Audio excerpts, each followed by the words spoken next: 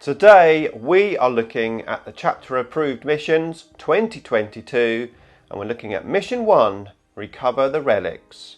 It's coming right up. Necrons! Nick speaking and welcome to this video. Right, I'm here with Richard. Hello Richard. Hi Nick. We'll have a shake on camera as well. Yeah, we can now. You can. And we are doing a little mini-series looking at all of the Strike Force missions. Yes. In the new chapter approved Necron. Nockmund.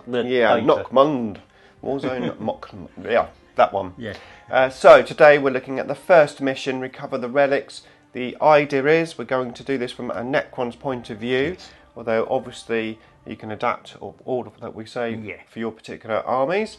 And yeah, we're going to see if we can share what we would do if we were playing Necrons to get the most out of the mission.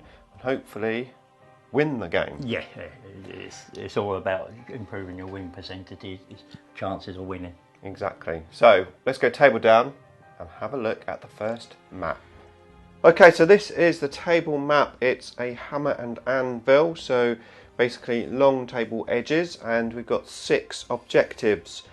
We've got 1 in the deployment zone right in the centre, and then 4 in no man's lands. However, they're quite close to the deployment zones. Yeah, they're 4 inches away. So from your deployment zone, I've measured it from the centre of the objective. Yeah. Because of the way Matt's measured and that. So obviously with 6 objectives, it's 4 points for getting 1, and 8 points for getting 2, and if you hold them all, it's 12. Yeah. I mean, from our experience, 8 is the norm, and you're getting 12 either early in the game or late in the later turns, depending on your army. Exactly. I mean, my initial thoughts would be obviously this one here should be fairly easy to hold, and ideally when you take this one, you're going to want to stop people coming in from behind you. So try to spread your units out, to put a little unit of scarabs or whatever to stop people coming in to get in to take your backfield objective. Yeah, I mean, this, as you can see, this mission, there's nothing in the centre, so being what Necrons are, small army, there's not a great deal of number, you're not going to want to overstretch yourself. So I'm thinking probably just that half of the table is all I'm worried about. Yeah, absolutely. And then, as I said, I mean, what I would probably be doing is just making sure that with your unit coherency is sort of you're covering 9 inches like that, and then you've got your castle in the middle doing pretty much the same. Yep. And then you've got something on the other side. Other side. Yeah. And then you're going from there. Yeah. And obviously it does depend on your list, of course. Yeah. We're assuming at this stage that you're probably playing maybe the Silent King if you're playing competitively. Well, you're either playing Silent King and going Novok, or you're doing a variation without the Silent King on the Novok list. Yeah. I like the relentless expansionist and the objective secured, but because a lot of these missions are based around the centre of the board, the Novok gives you that little extra bit of killing power, which means you can trade units in the centre of the board with most armies quite nicely. I mean, you're going to have a tough game against maybe Death Guard and Custodes because they've got that durability as well. But most other armies, you're going to be more durable than them. Exactly. So from my point of view, I think what I would be looking to do here is, as you say, come forward and obviously take the objectives. Yeah. I would be keen, depending on my list, if I've got, let's say, Wraiths or maybe even Scorpec Destroyers, I would be keen to actually throw one of these units heading towards my opponent, not so much to actually try to take the objectives, but almost to goad them into. Yeah, to slow you down. Yeah. To stop you getting to mine. So almost like a distraction unit going forward. Yes, something like Ophidian Destroyers that you've got the strat that you can take them off the board in your movement turn and then put them back on in your next movement phase. Yeah.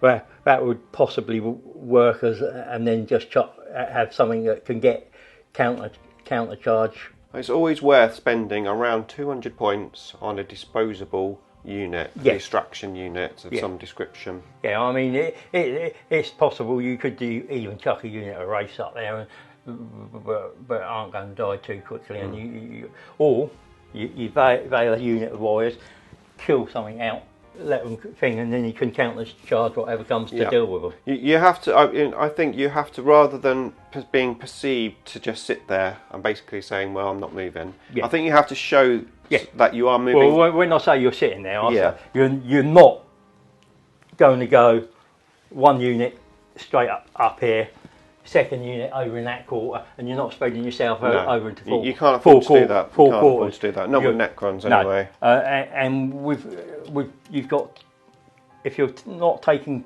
the Silent King, you're going purge the enemy. So what you're wanting to do is keep your half of the table, so that if they're coming in, you're wiping them.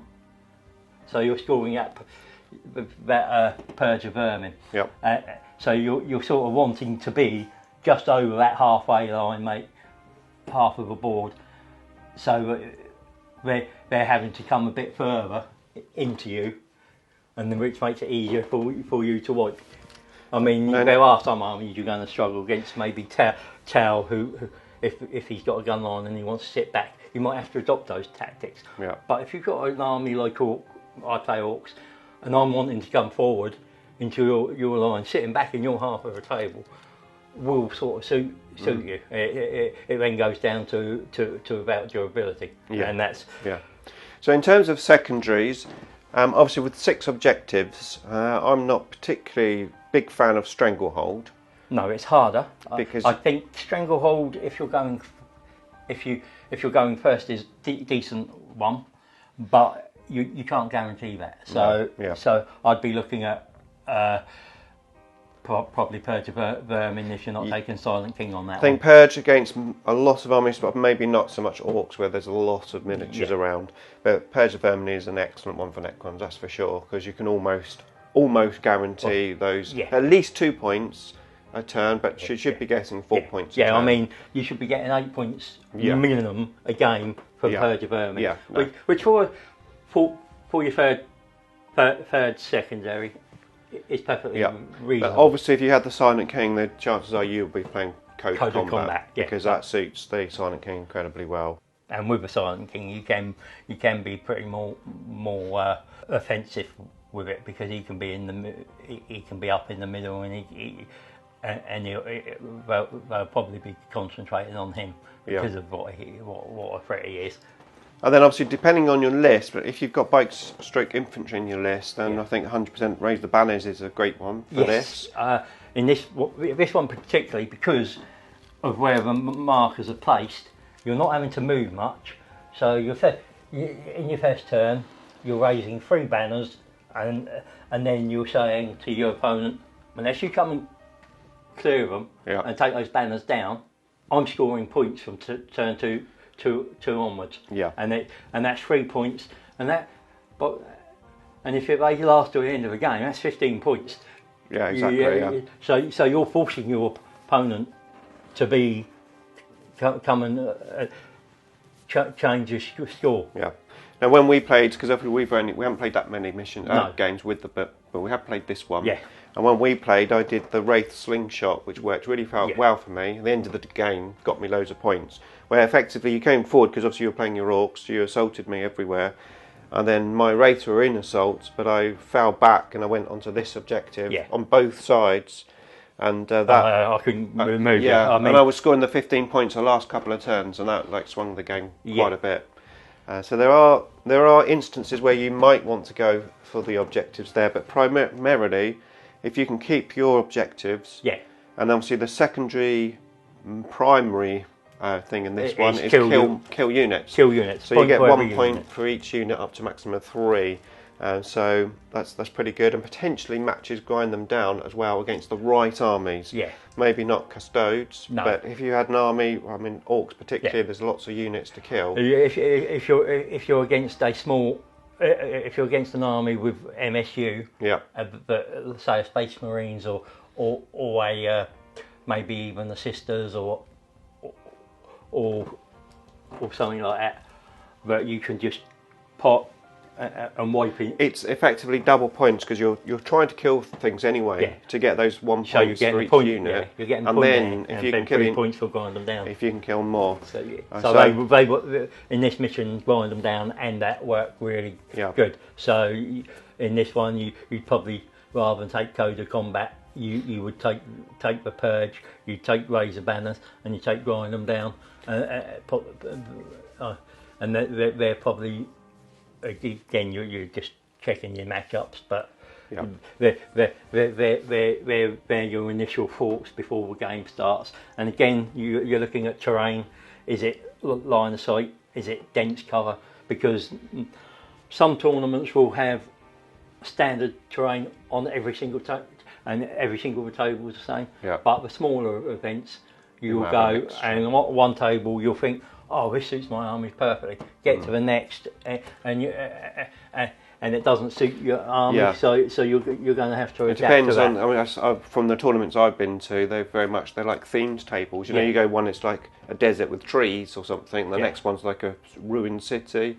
And there's, you can have vast differences on the terrain. So you need to watch out for the terrain. I've been to London GT, and they now have every single table is the same. Which is what we try to play when we play our games. And it's fair to both play. Every single player at the tournament, there isn't a bad map or terrain for them. Okay, so there you go. I think the key thing here is secondaries. Getting the right secondaries is going to be the big difference, because if you get those secondaries wrong in this mission, let's say for example you took engage in all fronts and you're sort of planning to stand back on your home objectives, then that's not going to work out very well. So yeah, the key thing is getting your secondaries right, and obviously having a good plan for the mission before you play it.